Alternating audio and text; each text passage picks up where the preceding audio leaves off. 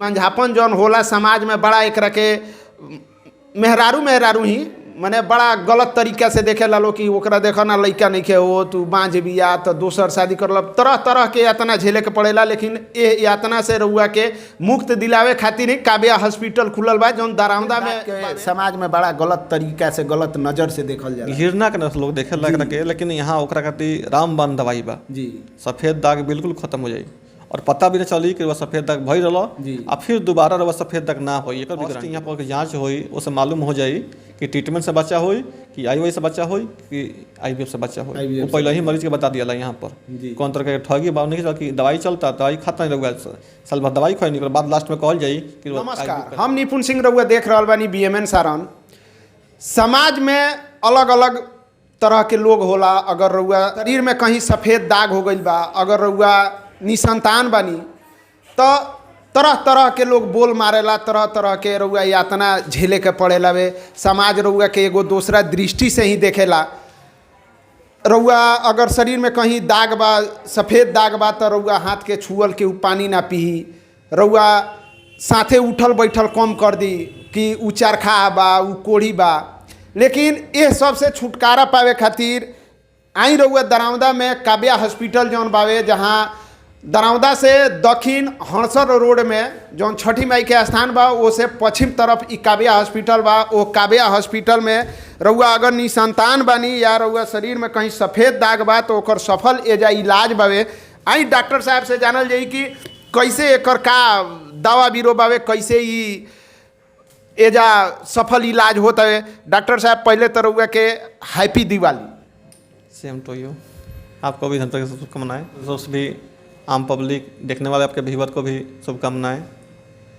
रउआ हॉस्पिटल में निसंतान मरीज के गारंटी दिहल जाता कि संतान पैदा करा दिए। अब वो IVF के द्वारा कराएम कि IUI के द्वारा कराएम।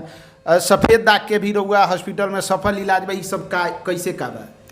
देखिए यहाँ पर सब डिपार्टमेंट के अलग अलग डॉक्टर बानी जी, जैसे M कुमारी बारी, SP मालवीय सर बानी यहाँ पर जी, राकेश यादव बारन, कुंदन सिंह बारन, अलग अलग डिपार्टमेंट के अलग अलग डॉक्टर बारन। जैसे मान ली रहुआ बाजपन के पेशेंट आयल तो M कुमारी मैडम बारी, PD राय बारन अपन देखी हम। बाजपन में 3 व्यवस्था बा अपन लगे। एक तो बा पहले ट्रीटमेंट, अगर ट्रीटमेंट से कोई तरह के बच्चा के संभावना नहीं के होत तो IUI के प्रोसेस बावे, सिम के अलग सिम डाल के बच्चा वाला ओके भी प्रावधान बा जा। अगर ओसे नहीं के होत तो लास्ट बावे IVF, माने कैसहूँ रवा करके बच्चा संपत्ति जन बा प्रकृति के देन से ना होई तब वैज्ञानिक के देन से बच्चा करा दिए। जी जी, और फर्स्ट यहाँ पर जांच होई उससे मालूम हो जाई कि ट्रीटमेंट से बच्चा होई कि IUI से बच्चा होई कि IVF से बच्चा होई। वो पहले ही मरीज के बता दिया यहाँ पर कौन तरह के ठगी बाव नहीं कि दवाई चलता दवाई खाता नहीं रहुआ साल भर दवाई खाई नहीं बाद लास्ट में कहल जाई कि IVF करा ले। ऐसा नहीं के फर्स्ट रहुआ आयम तब रहुआ के बोल दिया कि ट्रीटमेंट से बच्चा होई कि सिम से बच्चा होई कि IVF से बच्चा होई। जी, ई सब के का प्रावधान बा, मतलब कितना बजट तक लागी या कैसे का बा? देखिए ट्रीटमेंट बता ऐसे बाजपन में तो पैसा लगबे करेला। जी जी, IVF का मतलब चार्ज बा यहाँ पर 199 के पैकेज बाबे जी, और 350 199 बोले तो 1,99,000 रुपये चार्ज बा, मतलब 2 लाख रुपया। 2 लाख रुपया के 2 लाख में रहुआ के बच्चा पैदा दो बार IVF होई जी, जेकर 90% रुपये के गारंटी पूर्ण रहेला। जी, कंपनी में गारंटी लेवल लेकर 90% चांस बा कि IVF से बच्चा रुक जाए। जी, अगर मतलब सब तरह से रहुआ हार गई बनी तो 2 लाख में रहुआ हॉस्पिटल के द्वारा उनकर के बच्चा पैदा करा दिए। IVF के माने जो लास्ट प्रोसेस बा IVF के द्वारा। जी जी, एमे प्रोसेस कितना दिन के समय लगी? MCI के 2 मंथ लगेला। MCI के बाद 2 मंथ तक यहाँ पर दवाई ट्रीटमेंट चलला। जी जी, ET के बाद 15 दिन के बाद दवाई छोड़ सकते, कोई बात नहीं कही यहाँ 15 दिन के बाद दवाई मतलब टोटल हॉस्पिटल के देख रेख में दवाई चली।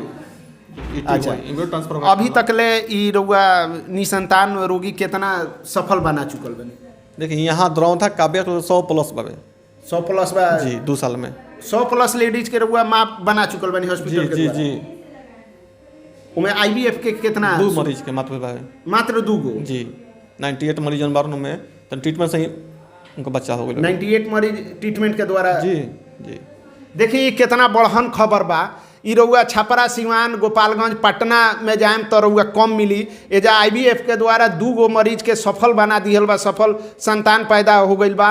98 गो महिला के एजा दवा के ट्रीटमेंट के द्वारा बच्चा पैदा करा दिहल बा। ई बंझापन जौन होला समाज में बड़ा एकरा के मेहरारू ही मने बड़ा गलत तरीका से देखे लालो कि ओकरा देखो ना लइका नहीं खे हो तू बाँझ बिया तो दोसर शादी कर लब, तरह तरह के यातना झेले के पड़ेला। लेकिन ये यातना से रउआ के मुक्त दिलावे खातिर ही काव्या हॉस्पिटल खुलल बा जौन दरामदा में बावे।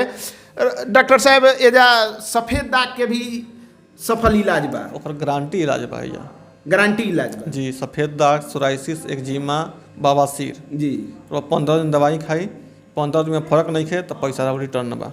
और खबर पहलहूँ हम चलैले बनी, हमरा लगे फ़ोन भी आवेला कि भैया ओजा माने इलाज कैसन बा, ठीक बा नु, कहीं ऐसा नहीं खे नु कि हमार पैसा ज़्यादा कट जाई। तो मात्र 15 दिन दवाई खाई, बवासीर बराबर मात्र 5 दिन दवाई खाई। हाँ। पूरा दही के दूध के पानी हो जाए, खुद दिखाई पड़ जाए रहुआ। मात्र 5 दिन में ही बवासीर गायब हो जाए राहुल।